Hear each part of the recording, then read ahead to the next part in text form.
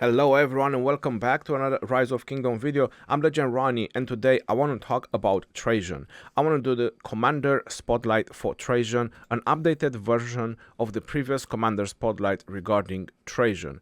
As you all know, since Trajan has been released into the game, at least myself, I maxed him right away. I was very fond about this commander as a support commander. In my opinion, it is the best support commander that we have right now into the game for field fighting, buffing and debuffing your opponent. Quite a while ago, couple of days back, I have done a video and the video was related regarding having all the commanders into the game. What would be your go-to 5 marches or 6 marches? And I asked everyone who was watching that video to post a comment on that video and show me their marches, their go-to 5 marches. And it might surprise you, if you want to check that video, I'm going to post a card on the top, that most of the people that commented, they haven't used Trajan on their combination. This is one of the reasons that made me review the Commander Spotlight for Trajan and probably bring it up, because I found Trajan to be one of the best commanders into the game and I really like it. For me, is one of my favorite. And as you all know, I'm not sponsored, so I'm not here to sell fish and chips regarding Trajan. I see a big potential in Trajan because he has a big potential. And I see a lot of people being very skeptical about investing in Trajan. One, because it's leadership, and that is true. We're gonna get there as well. And two, because he doesn't get very good trades, especially if he's swarmed. But I want to hear which March gets good trades when it's swarmed, other than Pakal and Harald and maybe Attila Takeda or Attila Nevsky. Outside of those couple of commanders, which other commander gets good trades when he's swarmed? There is pretty much no other. When Trajan was released, 2021 4/14, so it's a little bit over a year since he was released. On the first wheel, I only spinned for a little bit on the Trajan, and then I used the universal sculptures and just instantly maxed him. The second day of the wheel, my Trajan was max kill, because this is how powerful I think Trajan is for your murder ball. Now there is one thing that you need to keep in mind about Trajan. He's not the first commander you should work on. There is more important marches that you should do. If you're a free-to-play player, for example, I don't really recommend investing in Trajan, because by the time you get to Trajan, you should have 3-4 solid, really solid skill damaging marches, and after that you should invest on Trajan. Not because it will not help you or it will not help the murder ball, or if you're not bringing 5 marches, it will probably help other people in that murder ball from your kingdom, from your alliance, and so on. But the problem is, you need to invest sculptures if you're a free-to-play on much better trading commanders. The minimum investment that I would go with Trajan, it would be a 5-5-5-1. A lot of people are going 5-5-1-1, where if you're just doing the first 2 skills of Trajan, that I would highly recommend to put him as a second in command. But if you want to use him first, 5-5-5-1, it is the minimum. My recommendation is to go max kill him, because if he is not a target right at the start when you're going into the big murder ball and you're fighting, once he manages to get a couple of stacks on this defense bonus, when someone is trying to switch on him, he becomes very tanky and very hard to go down. When he was released, his best pair was Aethelflaed, and pretty much everybody was using him with Aethelflaed. The commanders a year back, or more than a year back, they weren't so impactful when they were swarming down on March. But as the time was passing, Trajan and Aethelflaed started to become a liability, because everybody was going ham on this March because they were getting really good trades. So for example, a Trajan and Aethelflaed, if you're max tech or close to max tech, 450k March, we're just using a roughly number, and they swarm it down all the way, 150 to 180,000 severely wounded in your hospital, and that's a pretty high number, and I can definitely agree with you. Trajan started to become a liability, and I started to notice that as well. So I invested in Mulan. I started by the daily, and I finally managed to max kill Mulan. Now Trajan and Mulan, it is a exceptional march. Especially that now Mulan with the museum has skill damage reduction and more health. Not to mention that every time she pops her primary skill, you get more defense and more health as well. So it's making Trajan to be very tanky. And then you have the second skill from Mulan.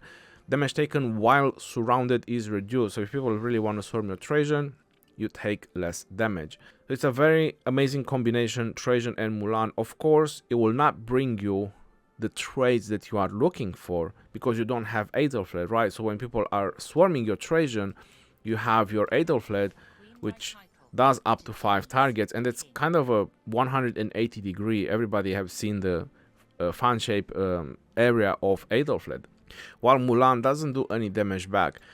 So that's kind of a balance that people are saying that Trajan is not really worth it to have, but for buffing and debuffing, it is really amazing. I don't regret a single day for maxing Trajan on the first wheel on the first day. It was one of my best choices. And now with Mulan, Trajan and Mulan, it is very tanky. The way I bring Trajan out now on the field is when I do the 6th march. I have so many legendaries that they are just highly worth it to bring on the field. And on top of Trajan and Mulan, what I usually use on the field, either is it 5 marches, 6 marches, or 7 marches, I bring Pairings. Now you're probably wondering why so much debuffing, there is so many high skill damage commanders now, you're taking targets down anyway. And that is very true. When you're swarming soft targets like a Guan and Alex, it is a soft target, trust me when I say this. Or you're swarming an XY and Nevsky, an XY and William, you're swarming a Saladin and William. These are soft targets, whether you want to believe it or not. But when you're swarming an Attila and Nevsky, when you're swarming a Pakal and Harald, when you're swarming a Guan and Leo with the right equipment, talents and everything, max skill Leo, good tech, trust me that it did happen to me when I was swarming a Guan and Leo, and halfway I just left him because he wasn't going down. I was like, WTF, and I just found something softer. It was a Ramses or something.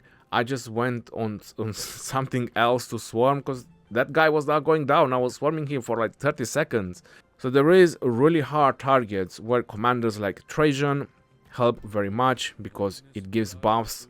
Either it is the skill damage or the rage, because you might say, well, Trajan might just go off and my marches don't do skill damage, so I lose the skill damage. But it is the rage. This is the part where people are missing about Trajan. It always helps. Either it is going to give you the skill damage on your marchers or it's going to give you the rage. And the second commander is Pairings. That's why I have them. All these hard targets, like Pakal and Harald, like I just told you about Guan, and there's probably a couple of more combinations, Attila Takeda, Attila and Nevsky, Saladin and Takeda. People are using Saladin and Takeda. Now we have Bertrand. So if you're swarming one of those hard targets and you have enough debuffs and buffs as well, you'll be able to take those hard targets pretty easy. But if you're swarming a soft target, then I agree with what many people are saying. You don't need so many buffs and debuffs because it will just melt, right? But it always helps because you rather melt a target instantly and then you can immediately switch to another target than just hitting a soft target, taking your time and then keep finding soft targets. If you have the right buffs and debuffs, you don't care what you're hitting. You're just going like a grinding machine, march after march after march, whatever march you find close to you. You're not going to run away from Pakal and Haralds. You're not going to run away from Guans and Leos. You're not going to run away from whichever other march that are super tanky on the field. Trajan and Constantine. It did happen on one of my accounts. I went on the zone 4, zone 5, my apologies, when the pass 4 opened, and there was one of the player on the opposing team that had a Trajan and Constantine, so I was swarming him with 5 marches, and at some point I just left him because his Nebu and YSG was going on yellow while his Trajan and Constantine was not going on yellow. So I swarmed him for like 30-40 seconds and I was doing so low damage on him, and I immediately switched on his Nebu, because my thought process was, well, of course I'm gonna go for a Trajan. I want to get good trades.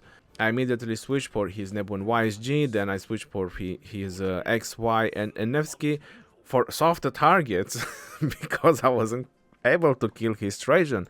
Probably his equipment was top notch as well, and Constantine behind with the 40% health to infantry. I mean, WTF to that, it was a very tanky march. And then I looked at the reports and he didn't do bad at all.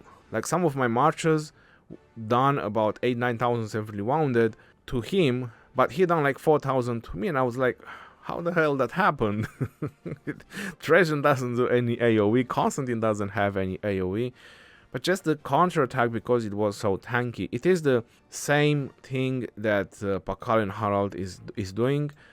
It's not necessarily the damage that they do, but because they are very tanky all the time and they take so low damage, they have the time to do the counterattack, plus Harald does AoE and so on. So my recommendation is that you should have a second thought about Trajan. Now obviously we have these crazy ass nuking commanders that are being introduced right now into the game, and we have archers that everybody is waiting for, and after archers we are having leadership again. And some people that I have talked with, they said that we will get a version 2.0 of Trajan, like another versatility, support, leadership. When the leadership will be introduced, I said no, we just got Trajan a year ago. I don't think they want to replace Trajan as a support, and I think that the leadership will not be something super mega extra, just maybe a garrison there and probably another conquering that will not do anything. But some people say that we will get a better version of Trajan. So definitely, if you want to wait and see how the next archers will be, if you haven't invested on Trajan yet, or if you want to wait for the new leadership, which should come in approximately 4 months and a half, maybe 5 months, maximum 5 months, and see how the next leadership are, and then you can draw a decision. All right, so no better Trajan came out, then I'm definitely gonna go for Trajan. Or if you're looking for a 5th March right now, definitely go for Trajan. I highly recommend him. And if you're not happy of using him first, or you probably don't have Mulan, because Mulan is from the gold keys and many people are not happy of buying the daily chest, because that's how I got my Mulan max, not from the gold keys, then you can put Trajan as a second.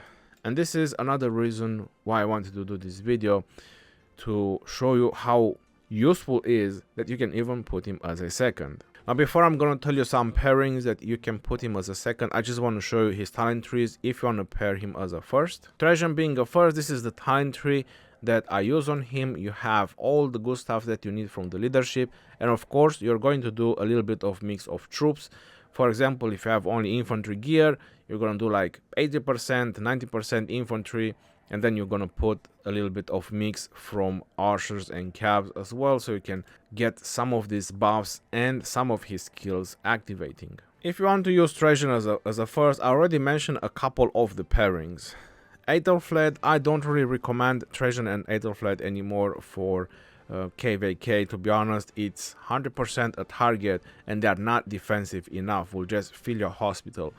If you want to go with Mulan, then I highly recommend it, and it is very important with Trajan to not let him go down all the way. If you see he gets swarmed, try to retreat him. If you believe that it is still worth it to use him on the field because of his buffs and potentials, then definitely go ahead and keep him on the field. But if you have to retreat him because he's too low, then just retreat him and don't get unnecessary hospital bills. My recommendation for Trajan being first. As a second, I highly recommend Mulan being the first recommendation. The second recommendation with Trajan first and putting as a second is Constantine. As I said, I already seen Constantine and what he can do.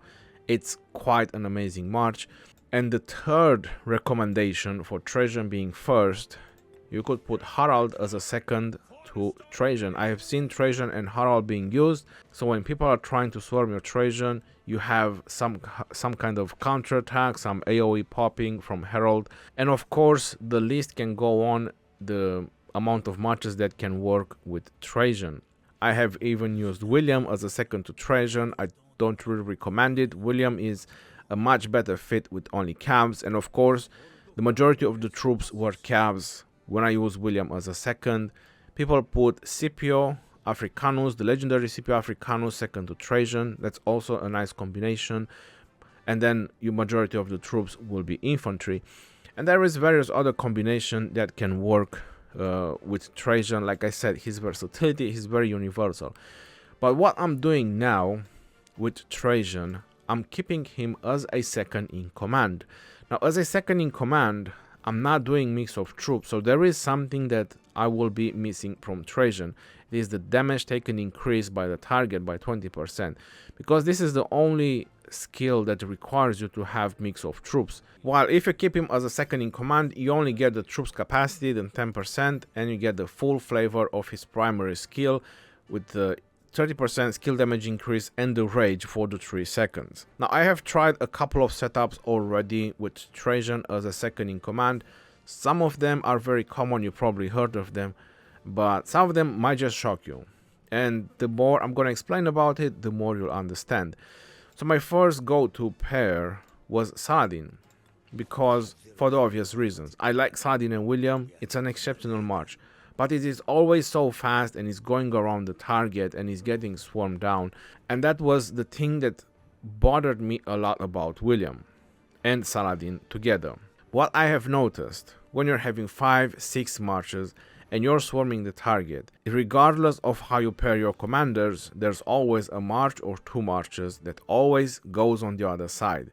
So for example, at some point, even Artemisia with YSG, which they have no march speed from their skills, was the slowest march. I was keep retreating and I was trying to keep all my marches on this side so they don't swarm around, but at some point Artemisia went around because I was keep retreating my other marches when I was swarming a target, and even she went around and I was super shocked. And that's when I realized that it's kind of regardless of the amount of march speed some of my marches has. But I would prefer to keep Saladin more on the field, so I would rather have Saladin be slower. I would rather have something else go around the target, even if it's gonna get swarmed or whatever if I'm unlucky. But Saladin provides this 50% march speed reduction and has the support tree. With the support tree, you're generating a large amount of rage, which allow you to give more output damage on the field and have a better skill rotation. That's the reason why my first go-to was Saladin for my Trajan, Saladin and Trajan.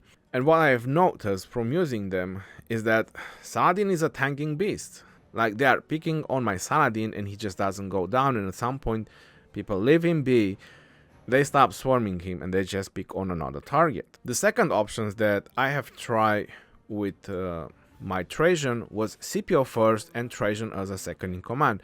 Now this might just come as a shock for some, because obviously Guan and Scipio, it is an amazing pair, but I always thought that Scipio being new, people will target him. So my whole thought process was to give Scipio some defense, because obviously Trajan has with the second and the fourth skill a lot of health and a lot of defense, and it worked really good. And on some of my accounts, I'm using this even in Sunset Canyon. I'm putting Scipio first and I'm putting Trajan as a second, and it is a front march.